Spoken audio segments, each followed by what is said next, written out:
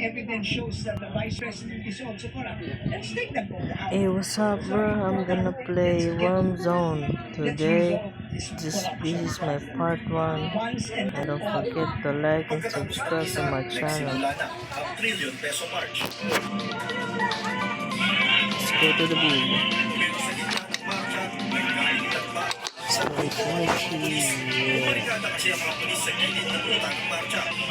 Ako na nice na lalaki na.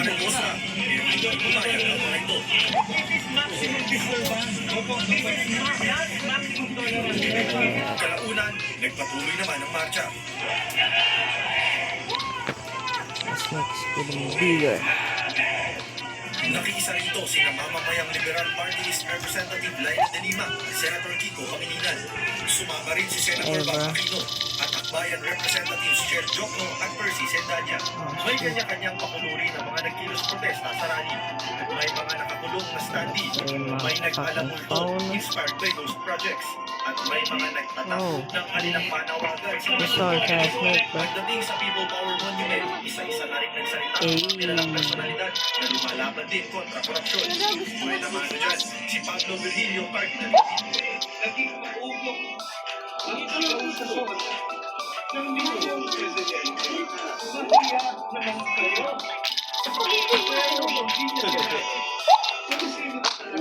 Oh shit. What's the problem?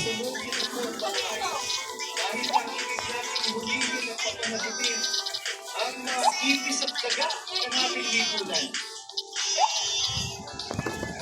Paano natin mapapagod ang dapat managon? Kapag nagsimula naman tayo sa wala, It's a cool game. You must play it, bro. This is so big. pero mas mabuti na ito kaysa wala.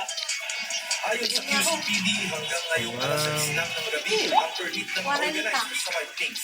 Maayos po yung ranking God, since rally and prayer indignation po kasi yung request nila ay Oh, naasahan natin. Yun yung gagawin natin. Damn, dude. So guys, makikipag-usap tayo. Damn. Sabi natin sila. I just killed two snake around, nigga. Until po matapos sila. Oh, my bad, bro. I don't have a pass. Umiinit ang kilos protest.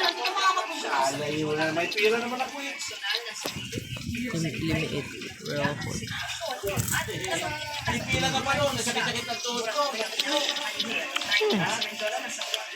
Big ass snake.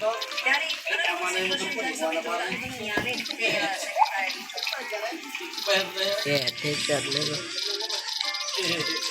Hindi naman expired yung ano mo, motor. So guys, Yung ano niya, yung bye guys, and like and subscribe to my channel. Thank you and see you next.